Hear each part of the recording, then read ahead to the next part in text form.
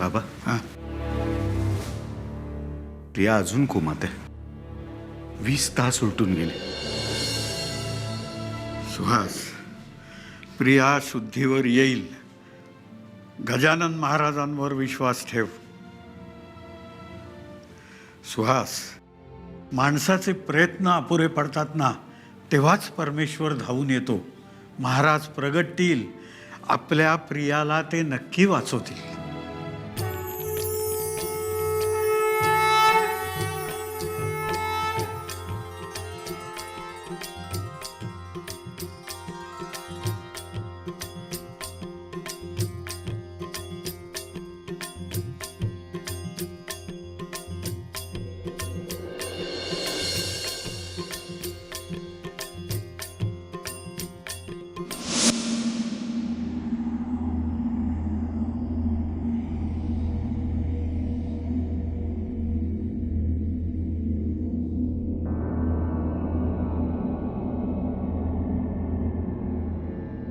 प्रिया शुद्धीवर आली आहे.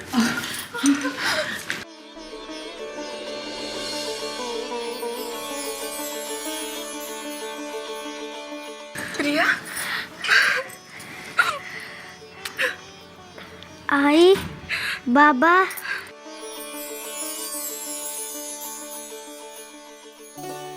आई, गजानन आजोबा आले होते.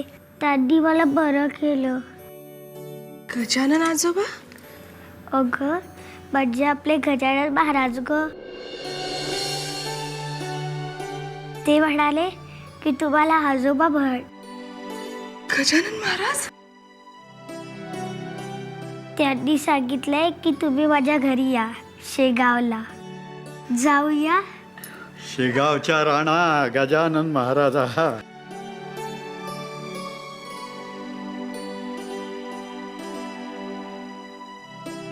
जाऊया बरं आपण.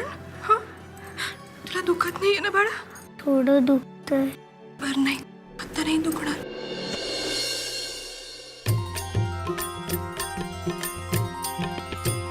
साद घालता जीवाने धाव घेती गजानन.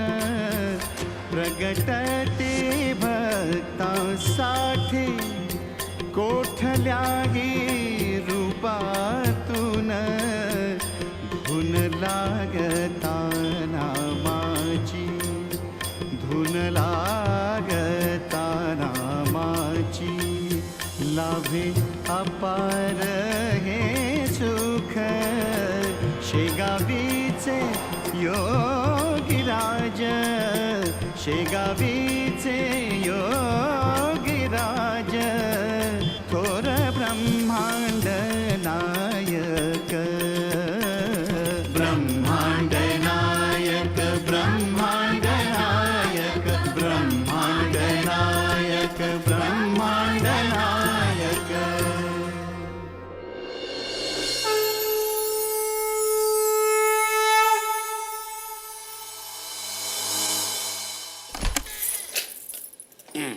या चला, चल बाई, चल चल, ये ग. घेऊ का? जड आहे का? नाही, इथंच ठेवूया.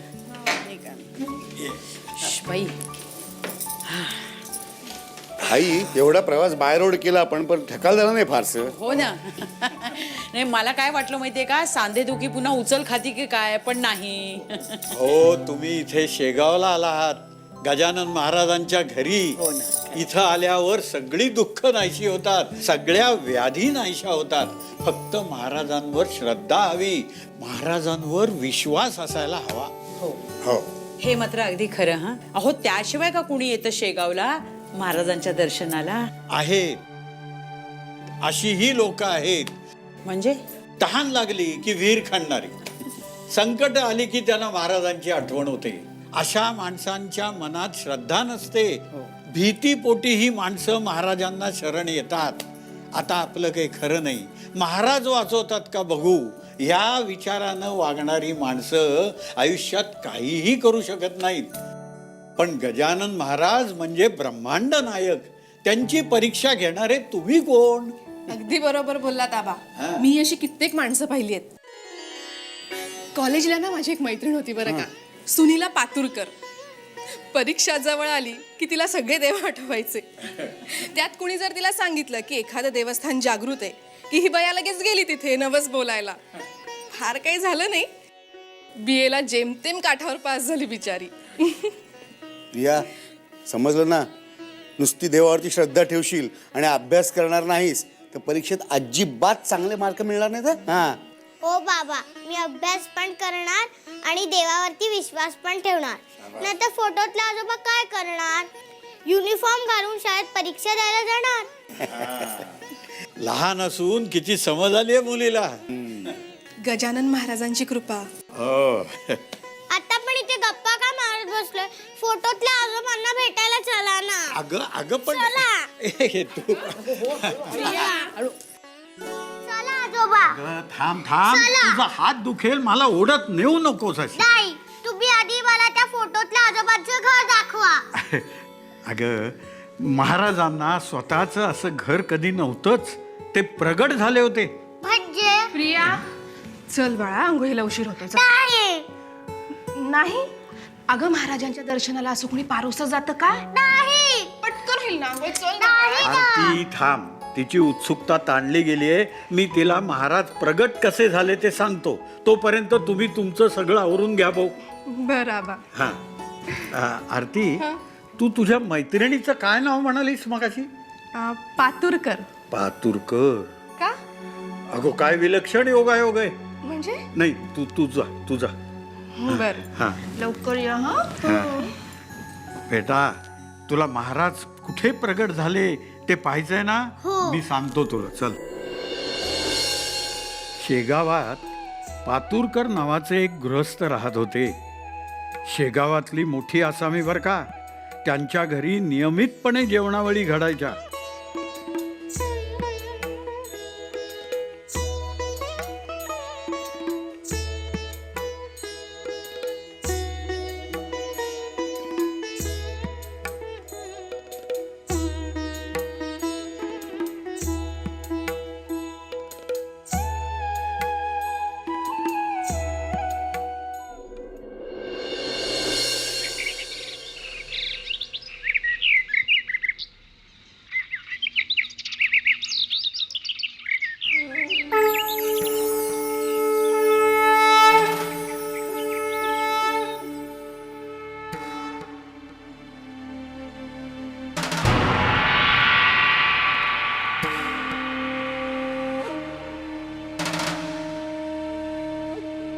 ह्याच्या आधी कधी याला शेगावात बघितलं नाही.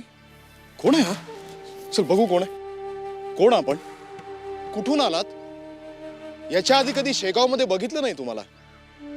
फार दिवसांचे भुकेले आहात का? अहो, मग अन्न मागून खायचं ना.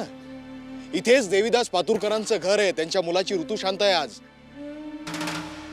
मग त्यांनी तुम्हाला चांगलं अन्न वाढून दिलं असतं. मग टाकून दिलेलं अन्न कोण खाणार? पाणी मी तुमच्यासाठी घेऊन येतो. अहो पातुरकर राव,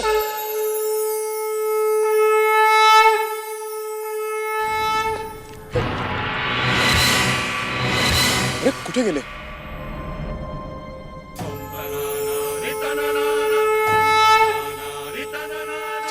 अहो अहो अहो, थांबा थांबा थांबा. अहो, हे पाणी पिऊ नका. गुरंढोरं पाणी पितात. चांगलं स्वच्छ पाणी घ्या ना. हे पाणी आम्हाला नको. का बरं? उष्ट खरकट खाऊन आम्ही आमच्या पोटाची भूक भागवली. आता हे पाणी पिऊन आम्ही तहान भागवणार.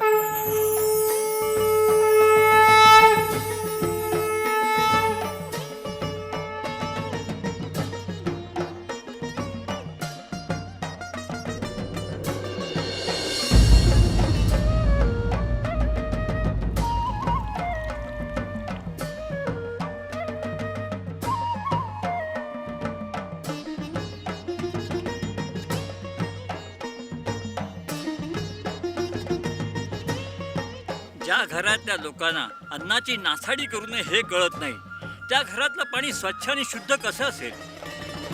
आपण धान्य पिकवतो ते ब्रह्मांडातील सगळ्या सजीवांच्या पोटाची खळगी भरायला की अन्नाची अशी नासाडी करायला? अन्न हे पूर्ण पूर्ण ब्रह्म आहे हे म्हणण्याचा अधिकार त्यांना नाही. म्हटल्यास ते पापाचे धनी होतील. दामोदर पंत हे कोणी साधी सुधी असामी नाहीये. थोर सिद्ध पुरुष आहेत, महान योगी आहेत. अशा व्यक्तीचे पाय शेगावी लागले, शेगाव पावन झाले. आपण त्यांना थांबायला हवं. हो. चला चला. शेगावीच्या माहेराला माय लेकरांची वसे. गण गण गणात पोते हा महाराज काळ जात महाराज! कसे. महाराज महाराज महाराज थांबा. महाराज थांबा. कोण आहात आपण? कुठून आलात? कृपया आपली ओळख सांगा. आधी स्वतःला ओळखा, मग आमची ओळख पटेल. मुक शेगावीचे योगीराज.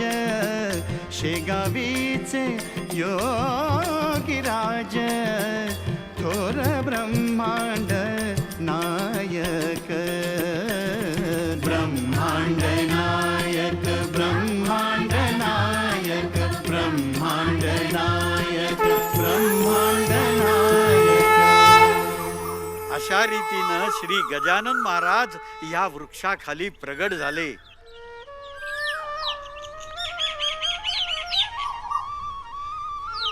त्यामुळे शेगावातली इथून जाणारी प्रत्येक व्यक्ती इथे नतमस्तक झाल्याशिवाय राहत नाही.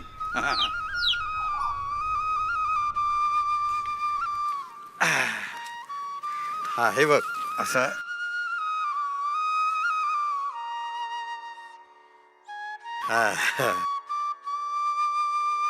हे शेगाव इतकं स्वच्छ काय माहितीये? कारण महाराजांचं इथं वास्तव्य होतं. त्यांची शिकवण होती. त्यांची शिकवण ही जर गावोगावात आणि घराघरात पोचली ना तर सार्वजनिक ठिकाणी स्वच्छता राखा अशी पाटी लावायची गरजच उरणार नाही. हो आजोबा, मी अन्नाची आणि पाण्याची नासाडी करणार नाही आणि कोणालाही करू देणार नाही. शाबास. चला आपल्याला परत जायला पाहिजे. ते तयारी करून आपल्याला मंदिरात जायचंय ना. हा चला ये हळू हळू.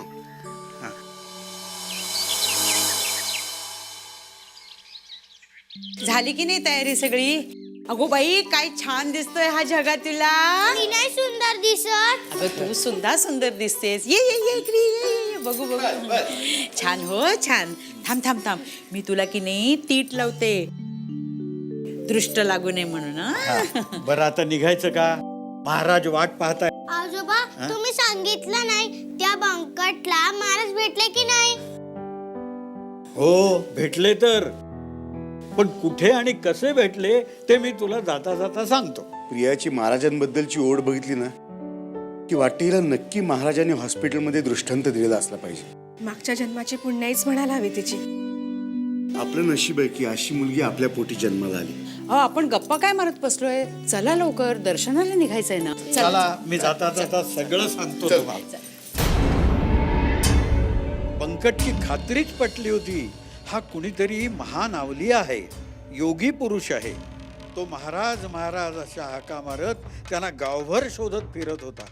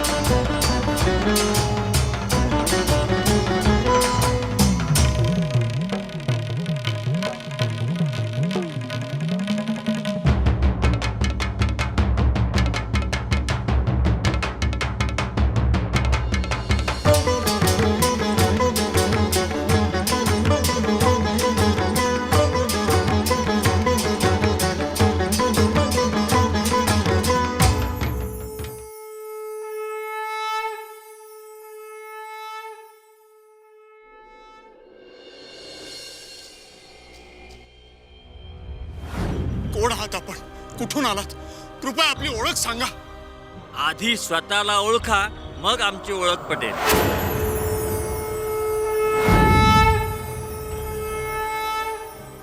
बंकट, बाळ बंकट, अरे काय झालं रे? 3 दिवस झाले तू अन्न पाणी काहीच घेतलेलं नाहीयेस. माझी भूक मेलीये बापू. भूक मेली? कशानं? अरे वैद्यभुवनच्याकडे जाऊन ये, ते काहीतरी काढा वगैरे देतील. नाही नाही, त्याचा काही उपयोग होणार नाही. मला काहीतरी वेगळंच हवंय. असं तुला काय हवंय जे तुला हा बाप भवानीराम अगरवाल देऊ शकत नाहीये? ज्ञान. ज्ञान? होय, आध्यात्मिक ज्ञान जे फक्त मला माझे सद्गुरूच देऊ शकतील. सद्गुरू? कोण आहे ते? कुठे असतात? नाही, कोण आहेत, कुठल्या गावाचे मला काहीच माहिती नाही. त्याची गरज पण नाहीये. मला फक्त त्यांचा सहवास हवाय. चल, मलाही घेऊन चल त्या गुरूंच्याकडे. पाहू देत कोण आहेत तुझे आध्यात्मिक गुरु. बापू, मी त्यांना शोधतोय, मला कुठेच मिळत नाहीये. आणि जोपर्यंत मला ते मिळत नाही तोपर्यंत मी अन्न पाणी काहीच घेणार नाहीये बापू. काहीच घेणार नाही. मी शोधून येतो. बंकट, अरे बेटा बंकट.